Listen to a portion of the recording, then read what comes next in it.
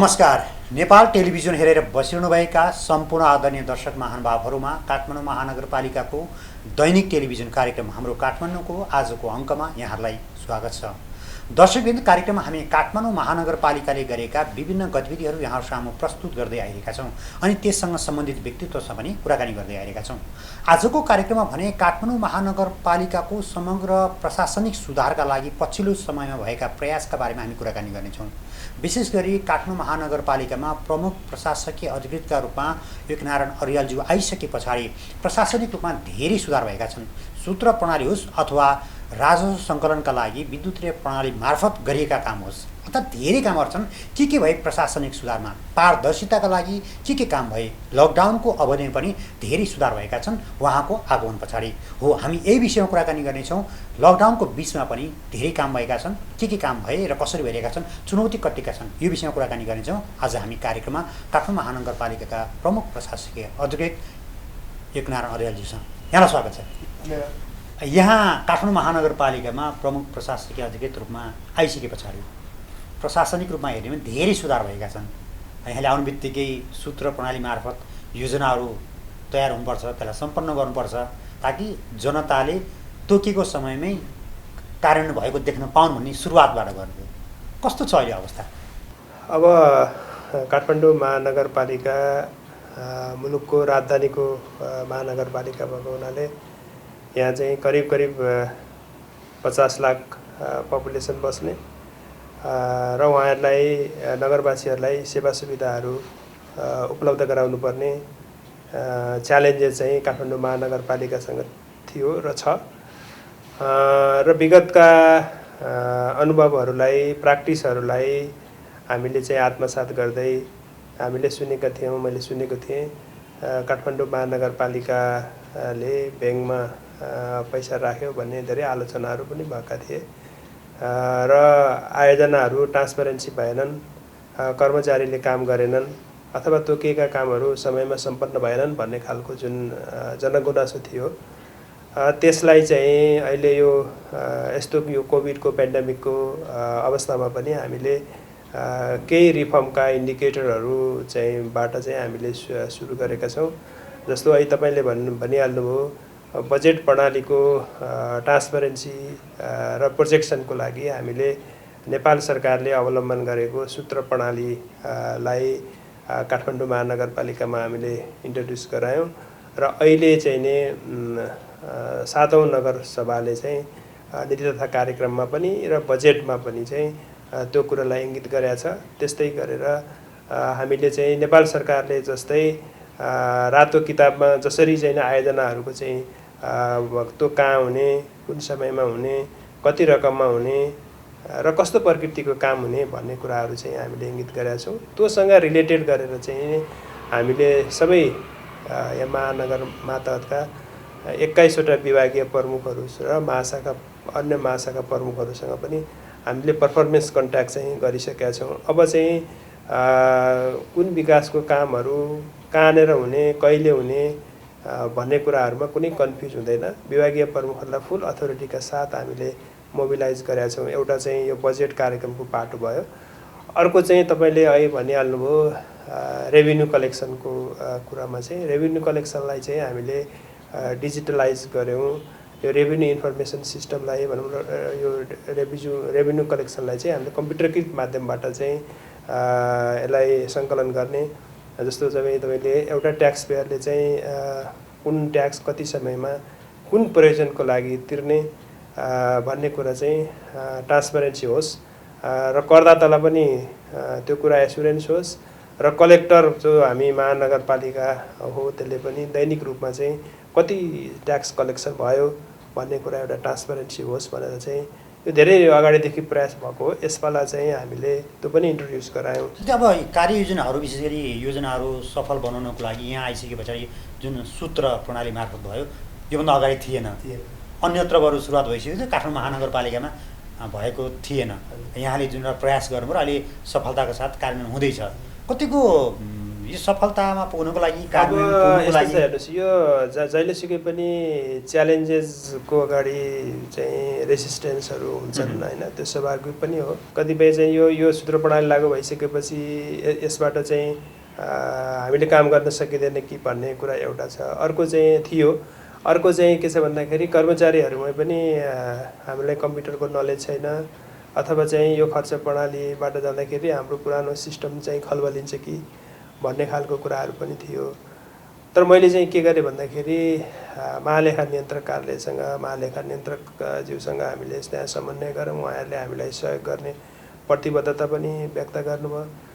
अब 753 पालिकाहरूमध्ये केही पालिकाहरूमा लागू भएको, तर सबभन्दा ठुलो राजधानीको महानगरमा चाहिँ लागू नहुँदाखेरि उहाँहरूलाई पनि अलिकति नमजा चाहिँ फिल भएको हुनाले जसरी भए नि काठमाडौँ महानगरपालिकामा त्यो लागू हुनुपर्छ भन्ने उहाँहरूको पनि हामीलाई सहयोग प्राप्त भयो। र मैले पनि यहाँका जनप्रतिनिधिहरू, कर्मचारी साथीहरूलाई पनि, किनभने यो त सफल माध्यम हो होइन, गुड गभर्नेन्सको लागि यो सबभन्दा उत्तम उपाय हो।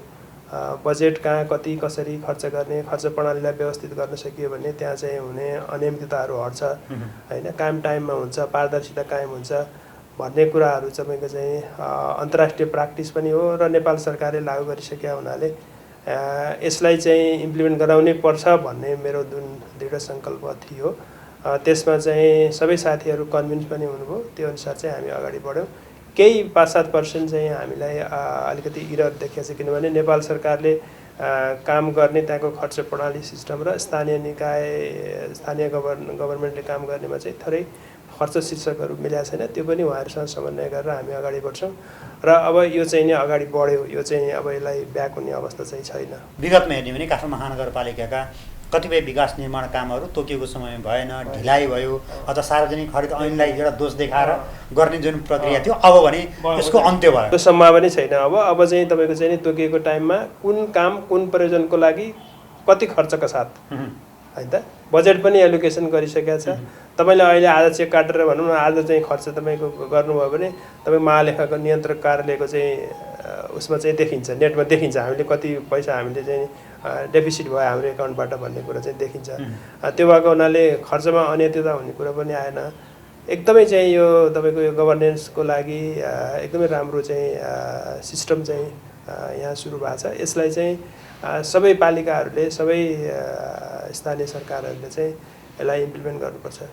विगतमा काठमाडौँ महानगरपालिकाले हेर्ने दृष्टिकोणलाई अब यो सूत्र प्रणालीले तोकेको समयमै काम हुने भयो, पारदर्शी ढङ्गले काम हुने भयो र आम नागरिकले अब काठमाडौँ महानगरपालिकाले तोकेको समयमै सेवा दिन्छ अथवा विकास निर्माणलाई सम्पन्न गर्न सक्छ भन्ने ढुक्क बनाउने अवस्था पनि यहाँले सिर्जना गर्नु। एकदमै यो चाहिँ तपाईँ के छ भन्दाखेरि आर्थिक कुराहरूमा चाहिँ हामी क्लियर हुन सक्यौँ भने गभर्नेन्सको चाहिँ 80% चाहिँ कामहरू चाहिँ हुन्छ।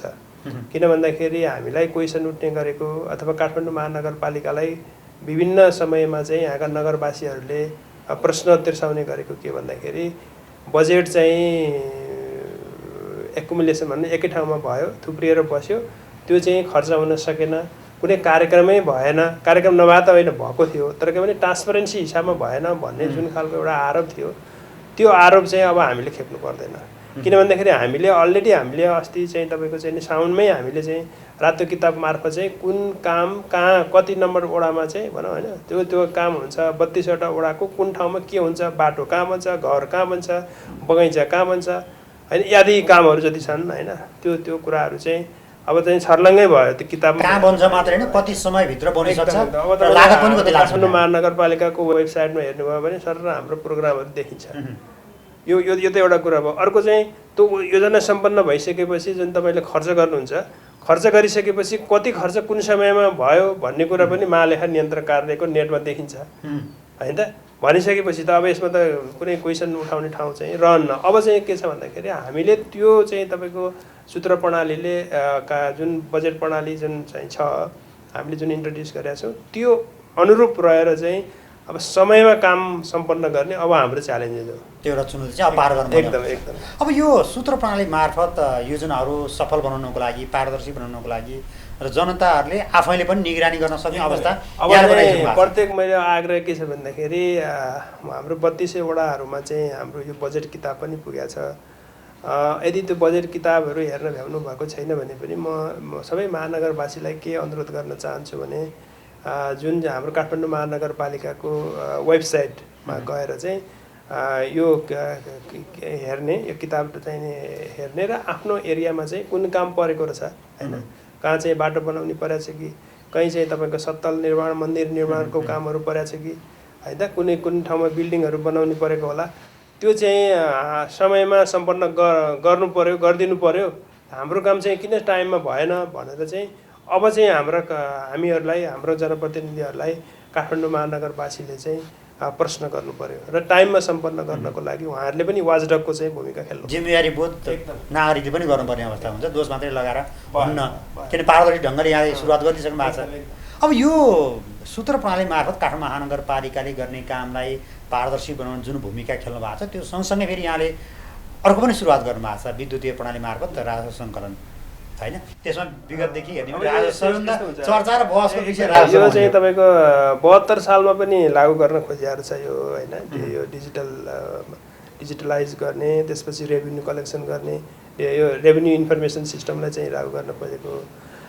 अब यसपाला चाहिँ यसलाई हामीले 1 महिना भयो, करिब 1 महिना हुन लाग्यो होइन, यसलाई हामीले इन्ट्रोड्युस गरायौँ र एकदमै मिडियाको पनि साह्रै राम्रो रेस्पोन्स आयो, महानगरवासीको पनि एकदमै राम्रो रेस्पोन्स आयो।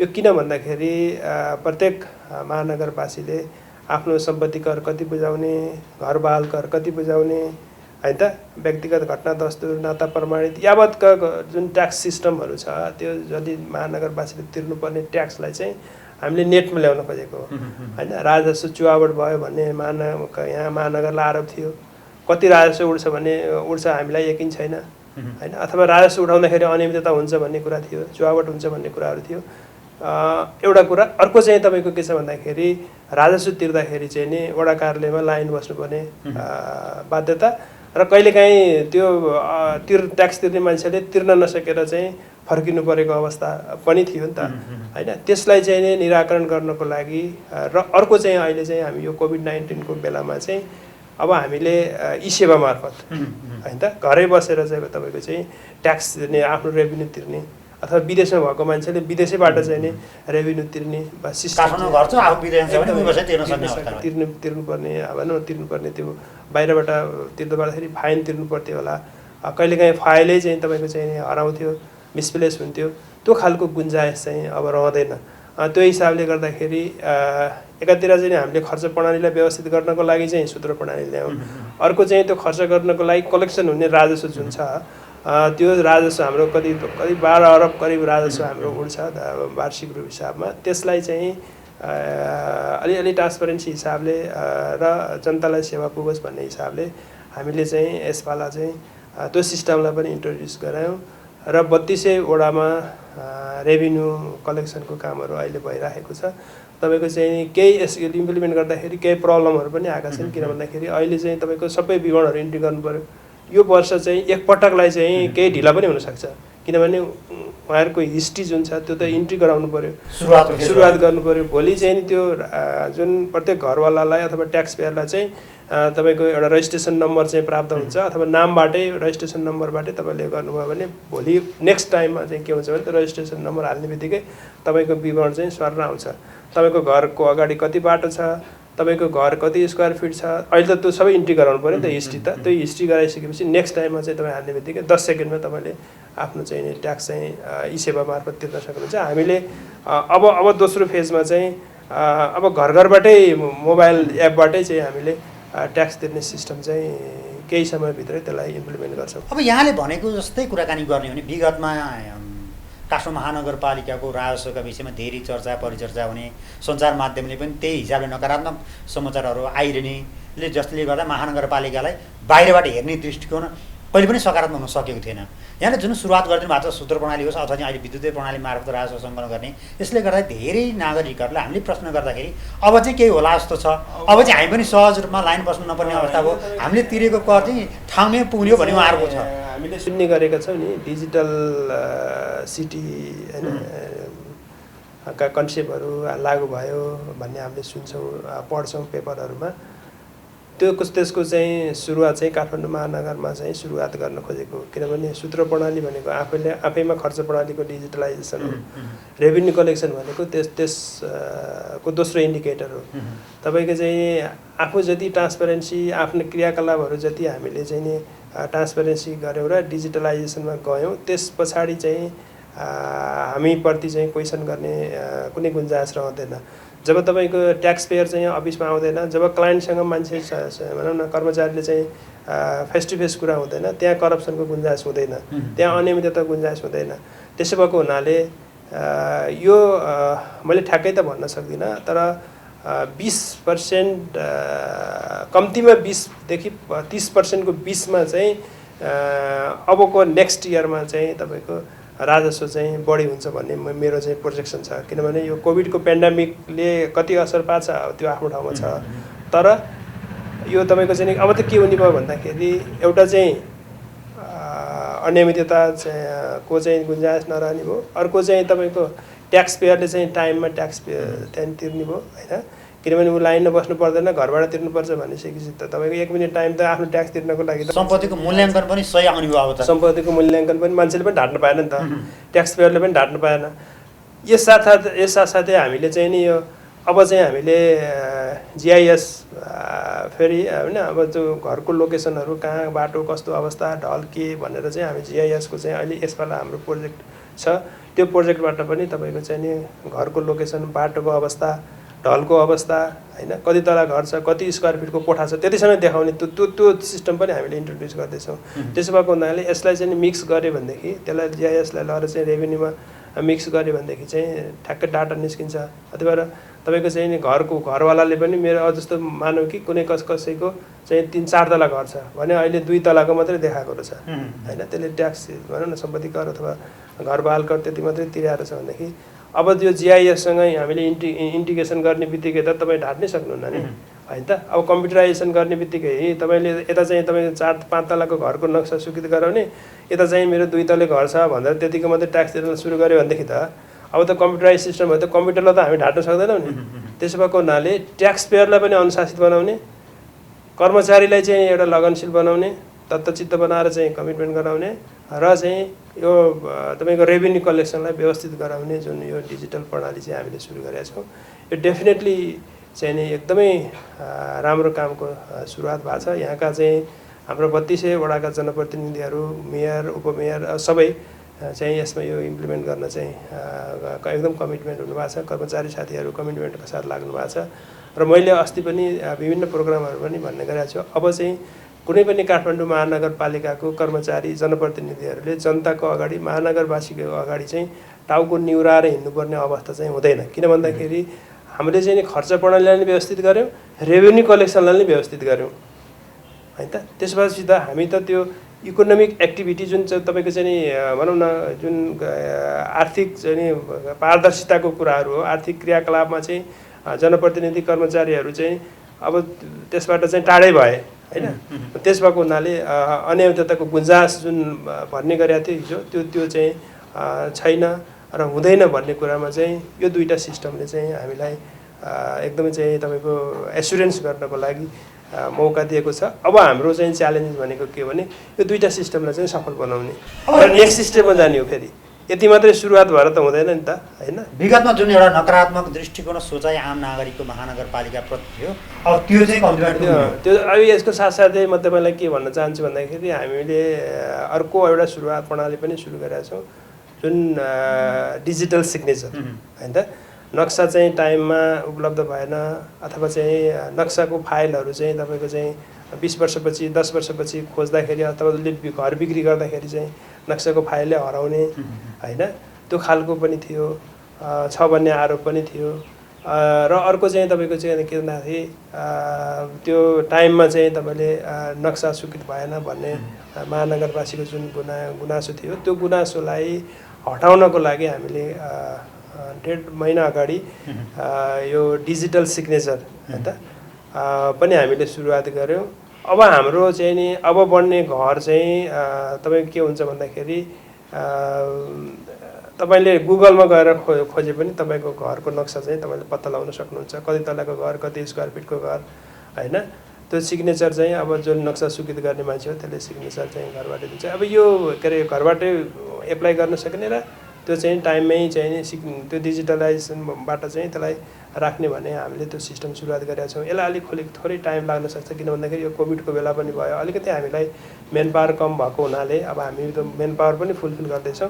त्यो कारणले गर्दाखेरि केही चाहिँ अप्ठ्याराहरू च्यालेन्जेसहरू आएका छन्, तर पनि काम चाहिँ हामीले सुरुवात गरेका छौँ। अब यो महामारीको बिचमा त्यो भनेको चाहिँ के भन्दाखेरि अब चाहिँ कुनै मान्छेले चाहिँ घर बनाउँदाखेरि यो महानगरको महानक्सा पास गर्नको लागि पटक आइराख्नुपर्ने होइन। यहाँ चाहिँ तपाईँको चाहिँ नि चार आना जग्गामा 6 आना जग्गामा सानो घर बनाउने, आफू बस्नको लागि घर बनाउने कुनै पनि महानगरवासीले चाहिँ अब धेरै दुःख पाउनु पर्दैन, किनभने तपाईँ यो एप्लिकेसनमा घरबाटै तपाईँले चाहिँ नि आफ्नो कति स्क्वायर फिटको कहाँनिर के घर बनाउन खोजेको हो त्यो चाहिँ एप्लाई गर्ने।